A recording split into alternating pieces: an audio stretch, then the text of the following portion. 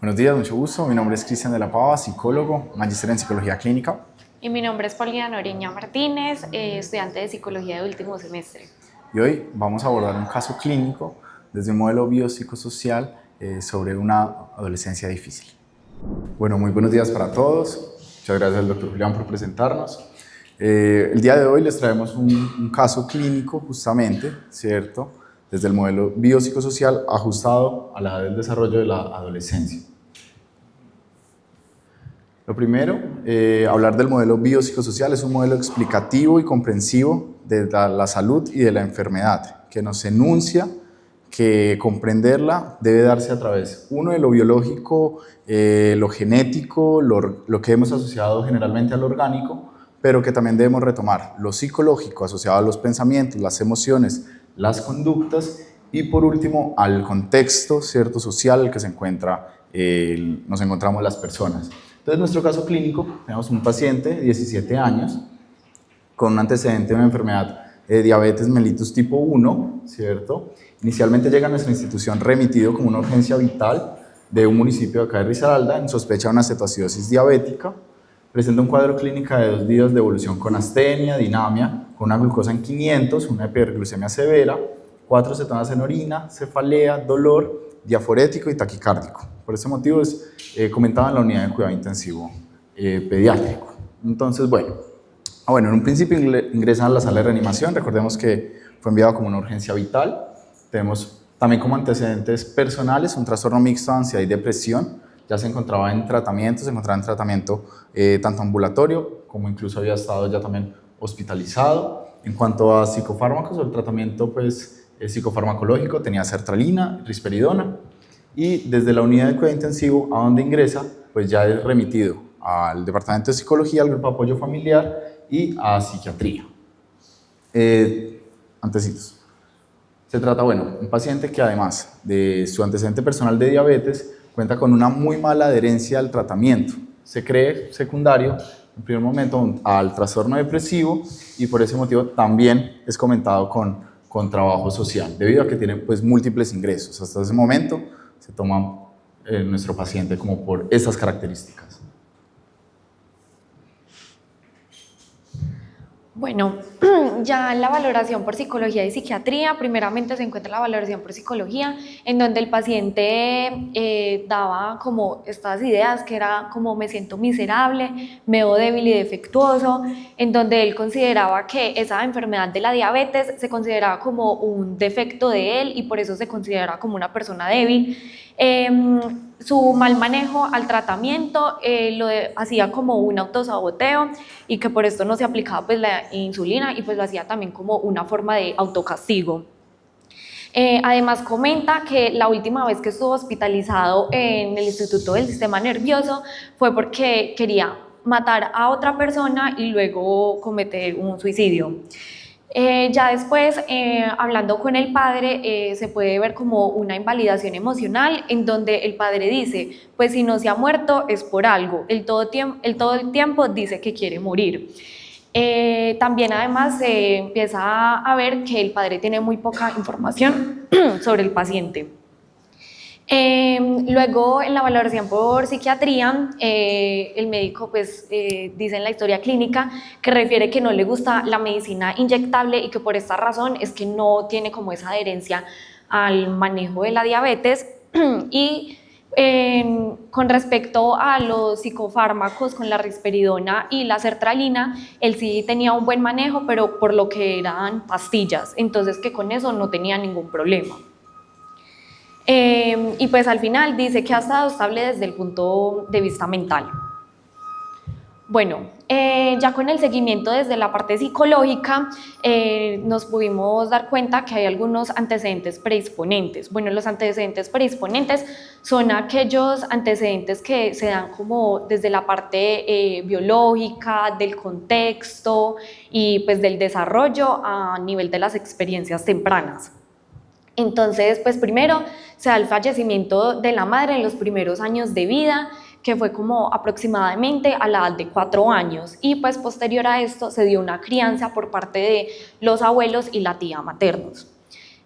También se da una relación distante con el padre, con quien nunca ha convivido, hasta ese momento solo había convivido hace 4 meses, y pues evidenciaba esta invalidación emocional. Y también existe como esta baja disponibilidad emocional por parte de las figuras de apego, que pues se considera pues como la familia materna y pues por el lado del padre. Bueno, ya por el lado de los antecedentes contribuyentes, que es como lo que ha contribuido como a las conductas y a los pensamientos de este paciente, se puede ver como una historia de manipulación emocional durante la adolescencia temprana, que fue como a los 13 años, en donde este tenía una relación con una persona de la misma edad de él, y él comenta que él sentía que esta persona lo empezó a controlar y a manipular, y ahí es cuando él empieza a obsesionarse con el tema de la manipulación y el control y empieza a investigar mucho más sobre estos temas. También se encuentra una influencia de un tercero que empieza a validar y reforzar la atracción hacia rasgos de personalidad antisociales y narcisistas. Resulta que este paciente empieza a tener una atracción sobre todas estas personalidades antisociales y narcisistas, y le empieza a comentar a una persona cercana de la familia, que ya es un adulto responsable, y lo que le reforzaba era que decía temas como: si usted quiere hacer algo, usted lo va a lograr, y si usted está pensando en este tipo de cosas es por algo. Y también se encuentra pues el aislamiento y las conductas asociales, que pues el paciente desde la edad también de 13, 14 años, él empieza a distanciarse de sus pares en el colegio, en donde él dice que ya no le interesaban los mismos temas de conversación que estas mismas personas. Y pues se encuentran los factores de riesgo, que está la pobre red de apoyo familiar y social, la enfermedad crónica e inadherencia al tratamiento, un bajo nivel socioeconómico y la deserción universitaria, que pues el paciente comenta que era por temas económicos, pero al hablar con el padre decía que era por pérdida. Entonces aquí se empieza a construir en nuestro paciente un estilo de pensamiento, un estilo de creer, de relacionarse y vincularse con el mundo y con sí mismo. Entonces empieza a generar unas creencias de tipo nuclear, que nosotros decimos que son aquellas ideas profundas y absolutas de sí mismo, los otros y el mundo. Es como nos empezamos, ¿cierto?, a vincular y a observar con el entorno, con lo que está a nuestro alrededor. Se forma a partir de las experiencias en la infancia. Entonces, en nuestro paciente teníamos varias experiencias, pues como ya lo vieron, de una experiencia difícil, varios eventos pues, que pueden ser de un gran estrés emocional para el paciente. Entonces, a partir de esto, empieza a interpretar pues, las experiencias que tiene. Entonces, crea una sobre sí mismo en la que dice: mi cuerpo es débil y defectuoso, ¿vale? Lo enlaza mucho con la no adherencia al tratamiento. Entonces, habla que una persona que tiene una enfermedad como la que él tiene no es merecedora de buenas cosas. Y por otro lado, empieza entonces a compensar esa falta orgánica que tiene, esa falta en su cuerpo, con el intelecto. Entonces a verse de una forma superior a las demás personas, a su grupo de pares, y entonces ya se define a sí mismo como alguien que está por encima de las demás personas. Frente a los otros, entonces vuelve lo mismo, convierte lo mismo, ve a los demás de forma inferior, los ve intelectualmente muy por debajo de lo que es, y habla que lo único en lo que las personas tienden a ganarle es en lo orgánico, en lo relacionado con su cuerpo. ¿Quieres pasar? Bueno, a nivel cognitivo se pueden dar como diversos pensamientos automáticos con algunas distorsiones cognitivas. Estas distorsiones cognitivas son aquellos pensamientos que son irreales. Bueno, algunos pensamientos son como: desde que tengo diabetes siento que mi cuerpo es muy débil y defectuoso, donde se puede ver una sobregeneralización y una etiquetación del pensamiento, en donde él dice que una etiqueta de soy débil y defectuoso y una sobregeneralización de que solo por la diabetes ya es así. Me siento superior a los demás. Ahí se encuentra una magnificación del pensamiento y una etiquetación. Yo no siento que tenga un problema. Acá se ve la minimización de la situación problema y además se ve un razonamiento emocional invertido. ¿Qué es esto? Pues en este caso es que el problema es que el paciente no ve que tenga como un problema en sí mismo. porque no ve como ese malestar emocional, no siente ese malestar. Bueno, también está, siento que dentro de mí hay algo oscuro y no me molesta, me gusta ser así. Quisiera volverme un asesino serial como los psicópatas, con una etiquetación de soy oscuro. Y pues también está el razonamiento emocional invertido porque pues no siente como el malestar, entonces cree que no hay ningún problema. Y el pensamiento dicotómico que se basa como en todo o nada, entonces aquí en este punto sería como el nada de emociones, donde dice, me gusta sentir emociones, quisiera no sentirlas porque es de personas débiles, y nada sobre, me gustaría ser un psicópata sin emociones, que no siente remordimiento y que son manipuladores. Entonces, como para ir recogiendo un poco a nuestro paciente, para ir bajando un poco todo esto que es lo cognitivo, pasarlo a ver, es importante tener en cuenta que nuestros pensamientos por sí solos no son el problema. Yo puedo estar pensando en algo, pero si yo no lo ejecuto, no pasa a ser problemático. Pero entonces ya, nuestro paciente empieza a recoger sus pensamientos y a partir de sus pensamientos empieza a generar algunos comportamientos que ahí sí ya son problemáticos. Entonces, ¿cuál teníamos en nuestros pacientes? El aislamiento social, no se reconoce con su grupo de pares, empieza a alejarse del mismo. La evitación de afecto, no tiene conexión. Recordemos que tuvo la pérdida de su madre, vivía en casa con los abuelos, ahora vive con su padre, evita totalmente el afecto, empieza a hiperracionalizar las emociones. Entonces no simplemente aceptar que son parte de sí mismo, sino que empieza, bueno, ¿qué puedo hacer con ellas? ¿Cómo puedo evitarlas? ¿Cómo puedo evitar sentirlas? Y alejarme totalmente de ellos. Genera una ideación suicida y una heteroagresividad y las lleva, ¿cierto? Tuvo un episodio en el, como le hablaba la doctora Paulina, decía, es momento de morir, quiero morir, pero no quiero irme sin sentir qué es la manipulación de llevar a alguien incluso a la muerte. Entonces tuvo este episodio donde tuvo un gesto suicida e intenta que uno de sus amigos también cometa un gesto. Empieza a distorsionar la realidad, entonces empieza a mentir incluso a los profesionales.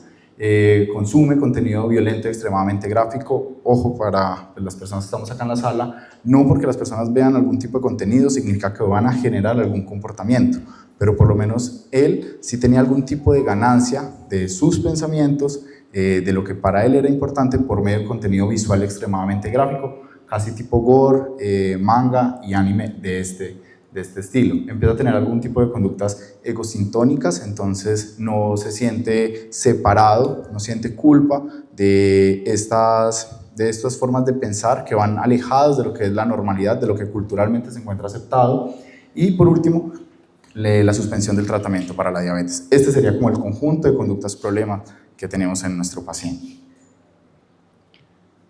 En la segunda valoración por psiquiatría, ¿cierto? Nosotros continuamos en tratamiento con él, tenemos una primera valoración, en esa primera valoración se piensa en un tratamiento ambulatorio, entonces en caso de que se resolviese la necesidad orgánica, el paciente podía ser dado de alta, pero conforme íbamos avanzando en el seguimiento por psicología, es decir, si nos hubiésemos quedado solo en ese primer plano, no nos hubiésemos dado cuenta de un montón de conductas problema que estaban detrás de nuestro paciente. Entonces, con esto pedimos una segunda valoración por psiquiatría, en la cual niega nuevamente, ¿cierto? Recordemos que el paciente miente de forma deliberada y miente a los profesionales, entonces no busca reconocer algunas de sus conductas problemas o no tiene pues como un pleno raciocinio sobre ellas, pero ya sí en esta hay una modificación del tratamiento y hay una solicitud de internación en salud mental después de que se resuelva todo lo asociado a la diabetes, que fue el motivo de consulta por el cual ingresó a nuestra institución. Bueno, el análisis de resultados. Bueno, primeramente pues el paciente solo quería como resolver su relación que tenía con la diabetes. Entonces nosotros pusimos como una técnica de dibujo para ver cómo era su postura frente a la diabetes y pues cómo sería él sin diabetes. Entonces en el lado derecho podemos ver cómo él se ve sin diabetes, cómo se vería él sin diabetes, y en el lado izquierdo cómo se vería él con diabetes.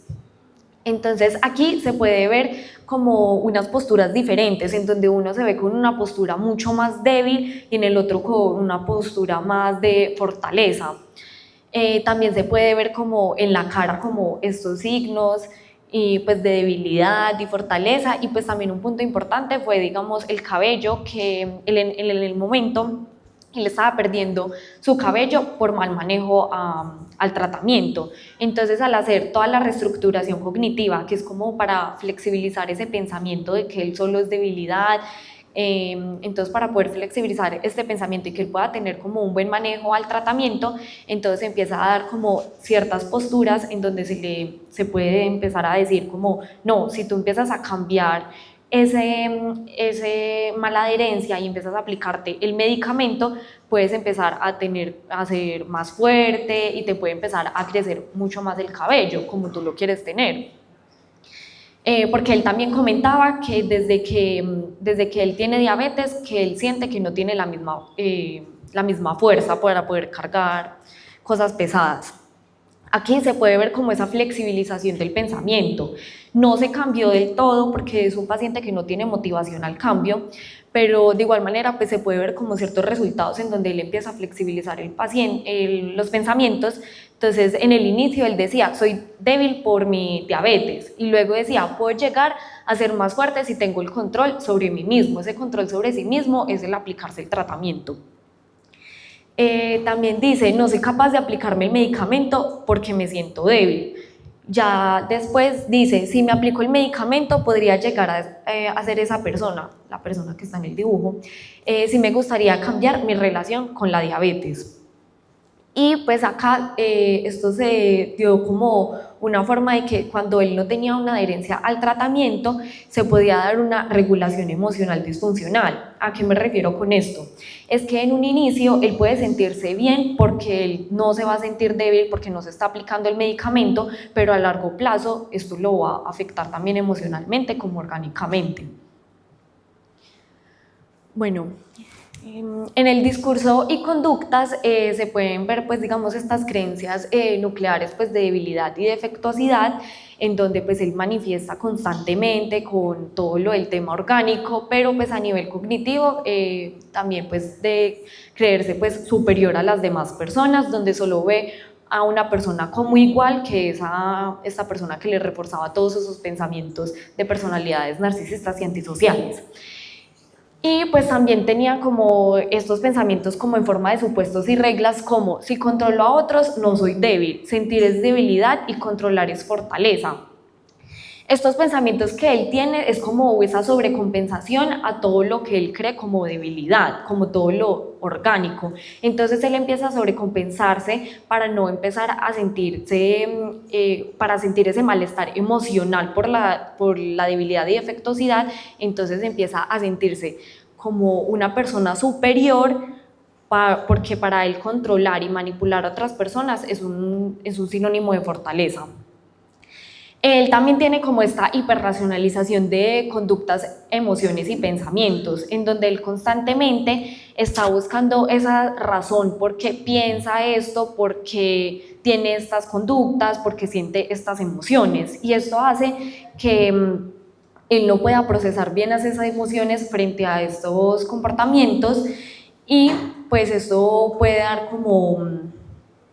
generar como un mayor malestar. Esta hiperracionalización de emociones también se refuerza por ideales filosóficos, ya que al paciente le interesaban mucho estos temas de filosofía, y pues esto también se puede reforzar, digamos, como esa hiperracionalización. También se ve como la fantasía y idealización de rasgos psicópatas y el deseo de eliminar las emociones.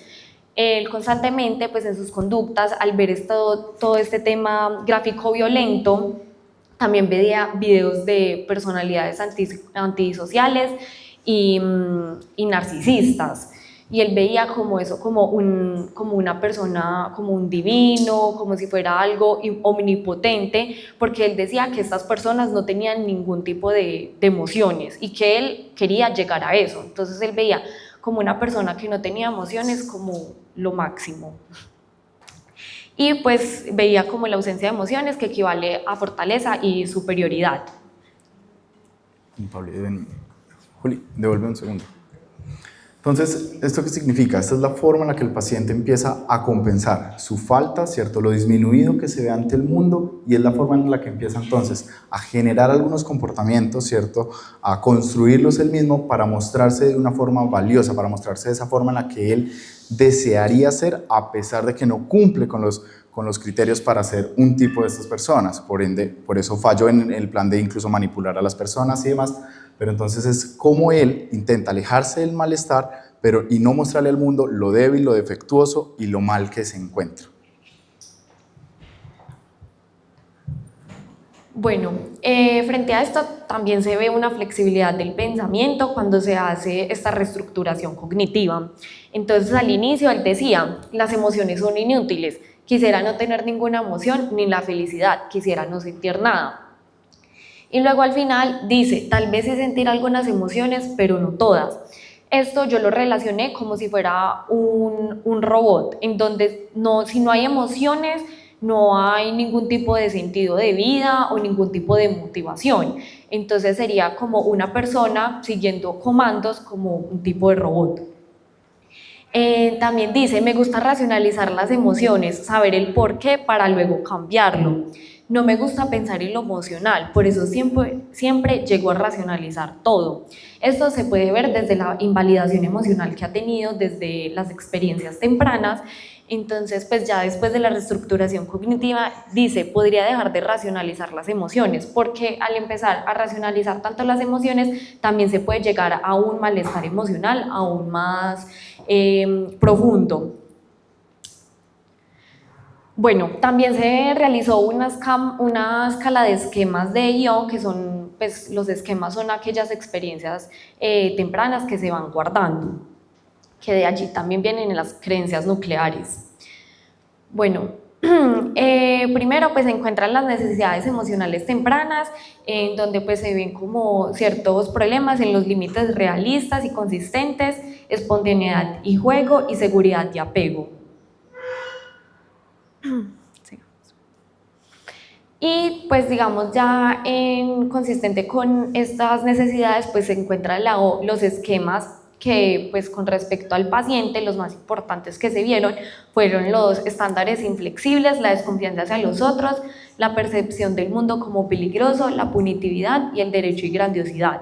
Bueno, estos estándares inflexibles no se ven solo desde el perfeccionismo, sino que es más sobre esa autocrítica y el querer el control sobre sus emociones. Entonces, cada vez que él siente como alguna emoción o malestar emocional, empieza a sentir como esa autocrítica, y por eso es que también se refuerzan estas conductas de aislamiento y de mala adherencia al tratamiento. La desconfianza hacia los otros y la percepción del mundo como peligroso es como una forma de sobrecompensación que él tiene para no relacionarse con otras personas. Y la punitividad es como, él se puede relacionar como esa baja empatía que tiene el paciente con las otras personas. El derecho y grandiosidad pues se resalta pues como en ese tema de que él quiere ser grandioso, que él quiere ser, que él es superior a las otras personas, pero pues como ya explicamos es esa sobrecompensación que él tiene hacia su debilidad para no sentirse mucho más débil ante las otras personas. Entonces él se postula como una parte superior a lo intelectual.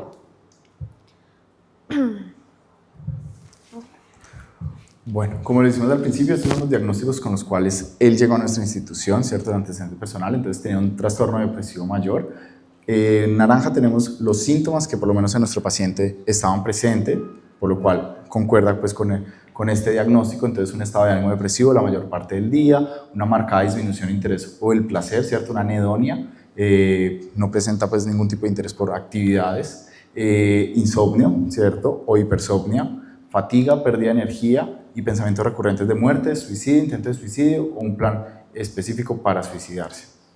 Por otro lado, también entonces teníamos el trastorno de ansiedad no especificado, ¿cierto? En nuestro paciente predominaban los síntomas característicos ansiosos, ¿cierto? Pero que no se correlacionan con algún tipo específico de trastorno de ansiedad, sino que presenta sintomatología que usualmente asociamos con sentirnos en un estado de hiperalerta, en un estado ansioso, pero que no se encajan en alguno de los criterios de los diagnósticos especificados, una ansiedad generalizada, una fobia social, entre otros, o ataques de pánico. Por nuestro lado, entonces empezamos a pensarnos, ¿cierto?, qué otras cosas pueden estarse presentando. Recordemos la edad que tiene nuestro paciente, entonces a partir de ello ya podemos empezar a pensar qué va a pasar con nuestro paciente en la edad adulta. Entonces empezamos a pensarnos en un trastorno de personalidad esquizoide. Ojo, como impresión diagnóstica, esto es meramente impresivo, por decirlo de alguna forma. Entonces teníamos en nuestro paciente un escaso o nulo disfrute de las relaciones cercanas, incluso con la familia, casi siempre elige actividades solitarias, encuentra placer en pocas actividades, relaciones de amistad o parentesco cercanas limitadas con personas que no sean familiares de primer grado, indiferencia ante los elogios y las críticas, muestra frialdad emocional, desapego y aplanamiento afectivo. Lo único que nos faltaría con nuestro paciente para que encajara completamente en un diagnóstico de este tipo sería el abordaje de la parte sexual y la edad. Y por otro lado, de un versus, un trastorno de personalidad narcisista, que es un patrón persistente de grandiosidad, ¿cierto?, de grandeza, necesidad de adulación y falta de empatía. Entonces teníamos los siguientes criterios en los cuales lo podríamos encajar a él. Un sentido exagerado e infundado de su propia importancia y talentos, preocupación por fantasías de logros ilimitadas, influencias, poder, inteligencia, creencia de que son especiales y únicos y que solo deben asociarse con personas del más alto nivel, y una falta de empatía.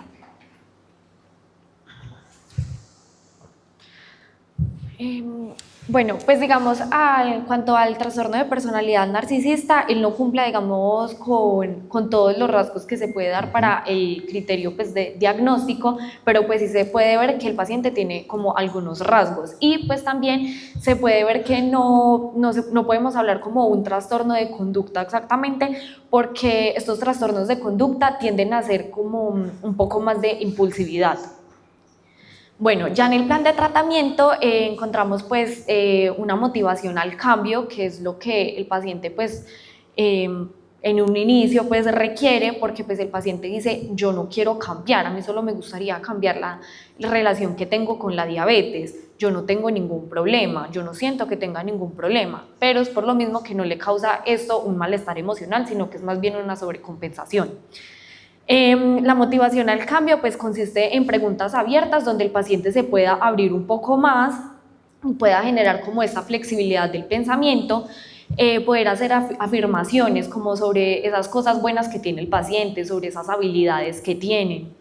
La escucha reflexiva, poder hacer como todo un resumen como de toda la intervención, como que él entienda que nosotros estamos escuchando lo que él dice y empezar a flexibilizar desde allí el pensamiento, como a partir de todas estas distorsiones cognitivas que él puede empezar a caer en cuenta. Y pues los resúmenes, que es para generar como esa empatía de que sí se está escuchando al paciente. Bueno, también se encuentra pues la reestructuración cognitiva, que fue lo que hicimos pues en la estancia hospitalaria, que pues es cambiar como aquellos pensamientos disfuncionales e irreales por unos más realistas. El manejo de la ansiedad y pues digamos con la regulación emocional es mucho como de técnicas para disminuir la ansiedad, qué técnicas pueden funcionar. Entonces están las técnicas de mindfulness, también están las técnicas de respiración, de grounding, que consiste en los 5 sentidos. Sí se van a buscar generar por medio de la psicoterapia entonces unos estilos de pensamiento un poco más adaptativos, ¿cierto?, que empiece a generar a partir de ello unos comportamientos que se empiecen a ajustar de una forma más asertiva a la sociedad, que empiece entonces, gracias a esto, a reconocer en el otro una oportunidad, en las demás personas, gente con la cual él podría contar en algunos momentos. Claramente no solo tiene que ser familia, también pueden ser personas, amigos o incluso relaciones de pareja en algo que él en algún momento estuvo interesado, y a partir de esto empezar a reducir pues como tanto la inadherencia, tanto estos patrones de pensamiento tan esquemáticos, ¿cierto?, y tan problemáticos para el paciente. Entonces en esto centramos pues nuestro tratamiento con este paciente. El paciente sale de nuestra institución y va para unidad de internación. Allí pues lastimosamente se pierde como todo el hilo conductor que tuvimos con nuestro paciente. Muchas gracias. Muchas gracias.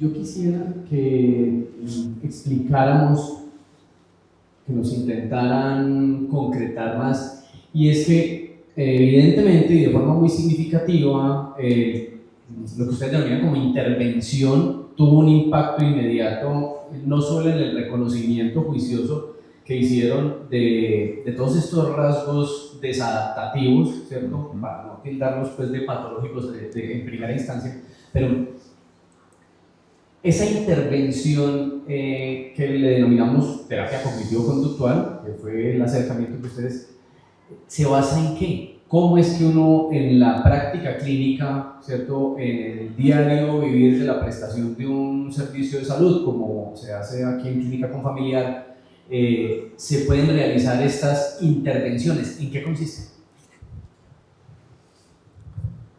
Bueno, partimos de un modelo muy científico, un modelo asociado al modelo tradicional médico, entonces allí se encaja la terapia cognitivo-conductual. Es una terapia, es una forma de intervención breve, ¿cierto? Sistemática, que se organiza por sesiones, que se ajusta muy bien a lo que hacemos en un contexto hospitalario, porque permite detectar a partir de cada realidad del paciente, de las realidades de sus necesidades propias, cuáles estilos de pensamiento pueden ser sensibles a intervención y qué comportamientos pueden darse. Entonces, un paciente que llega a nuestra institución, sea cual sea el motivo de consulta, va a tener creencias asociadas a sus tratamientos, a su enfermedad, a su momento actual, y entonces allí donde el psicólogo cognitivo-conductual va a empezar a generar, ¿cierto?, a desarrollar y a buscar cuáles serían los estilos de pensamiento, los patrones que se encuentran en cada una de estas personas, y es así como ajustamos nuestro modelo al quehacer de una clínica. Bueno, muchas gracias por habernos acompañado. La invitación es entonces a que escuchemos a nuestros adolescentes, leamos sus comportamientos y vemos cómo podemos acompañarlos en este tránsito de su desarrollo.